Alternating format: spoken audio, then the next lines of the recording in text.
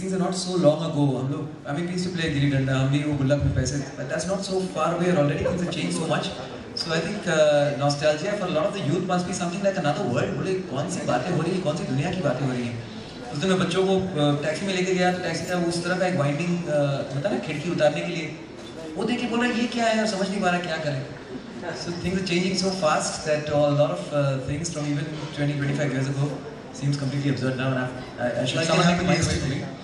Some things don't change. Let's just explore.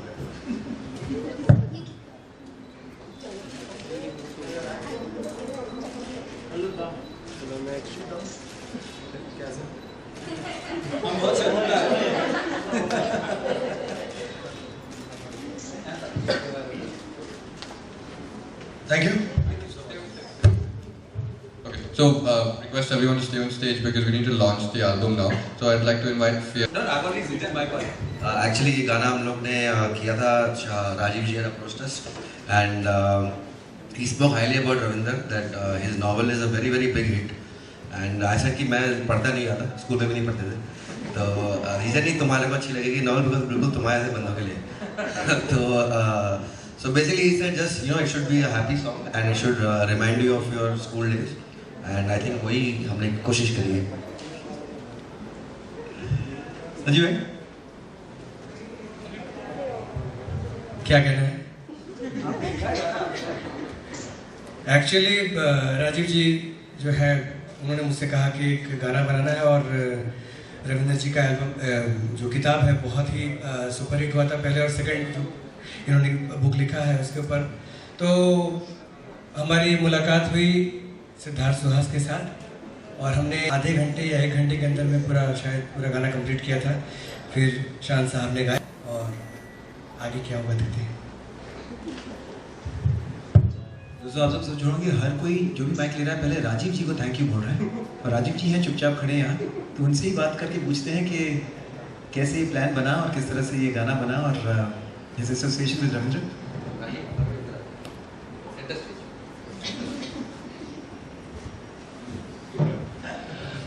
So I'm a man with less words, and I think the music should speak for itself.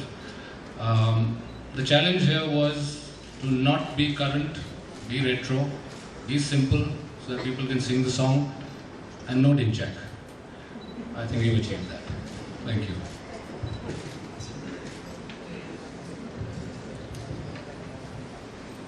Okay, so we can now finally launch the album. I'm going to hand this to Ravinder and Shan. So you'll have to first hold it close. Can we have the song and a loud, yeah, no, we'll do both. So can we have a loud round of applause please as we launch.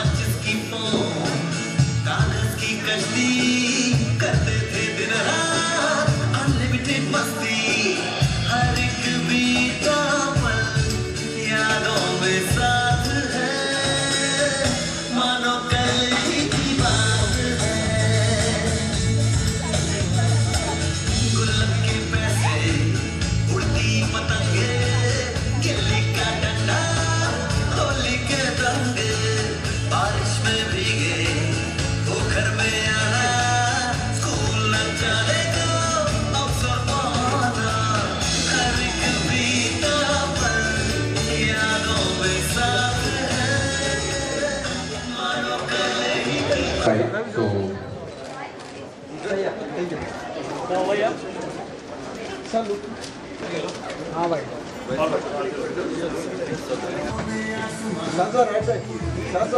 हाँ हम लोग pan करेंगे अभी यहाँ से उस तरफ आ रहे हैं धीरे धीरे. देखिए ये आते आते आते आते देखिए आपकी कोई तो बात है लिरिक्स क्या होता है. हाँ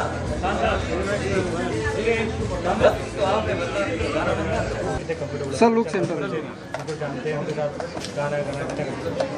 बिल्कुल, देखिए ये जो कॉन्सेप्ट था कि किसी किताब के लिए एक गाना करना था, और ये शायद पहली बार इस तरह से कुछ हुआ है। तो मेरी शुरुआत में जब ये ऑफर आई थी तो मैं सिर्फ सोच रहा था कि मतलब ना फिल्म में आएगी ना कहाँ आएगी, क्या करना है गाने के साथ।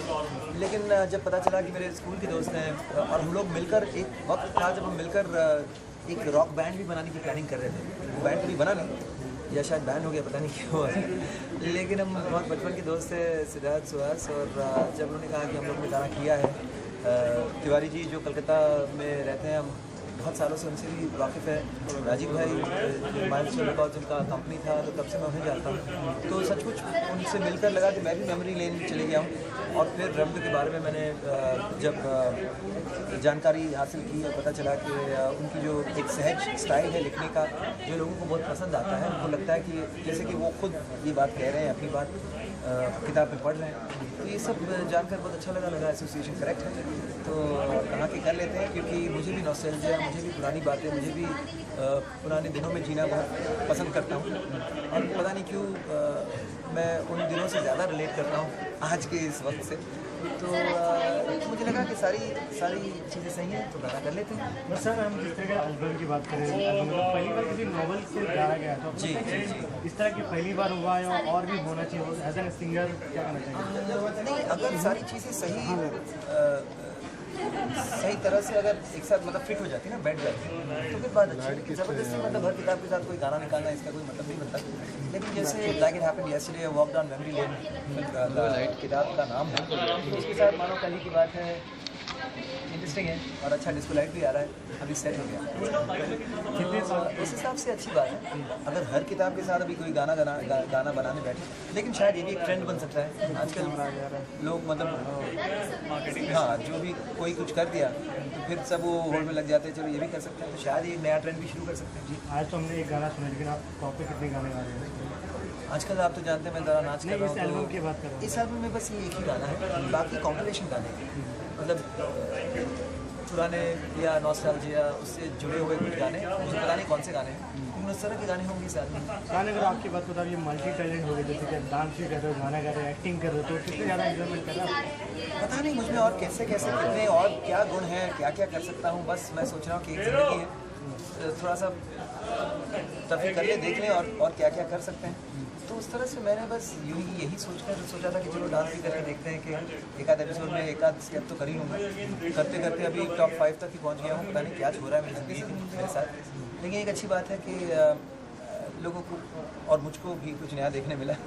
स्टार्ट किया था तो आपको लगा कि टॉप 5 तक पहुंच जाएंगे? नहीं, बिल्कुल नहीं। मुझे तो अभी बहुत बुरा लग रहा है क्योंकि मुझसे बहुत अच्छे डांसर्स हैं जो मतलब टपक गए या जो भी हो, मतलब रह नहीं पाए। तो कहीं ना कहीं मुझे अनफेयर भी लग रहा है कि एक नॉन डांसर होते हुए मैं इतना दूर आया हूँ। लेकिन फिर ये भी सोचता हूँ कि शो तो बना था नॉन डांसर के लिए, भी सब प्रोफेशनल डांसर्स आ गए, तो मैं क्या कर सकता हूँ? मैं फिर भी शो के और करीब ना, तो ठीक है, कोई बात नहीं। फिल्म की बात करें, फिल्म की शूटिंग अभी कल फिर से शूटिंग चल रही है। फिल्म एक्चुअली 1 साल पहले हम लोग शूटिंग शुरू किए थे।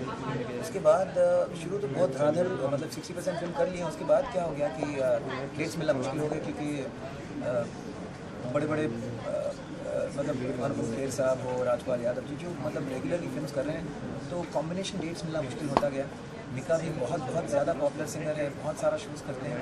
और शो से याद आ कि मैं भी काफ़ी शोज़ करता हूँ, आज भी यहाँ से एक शो पे जाना है।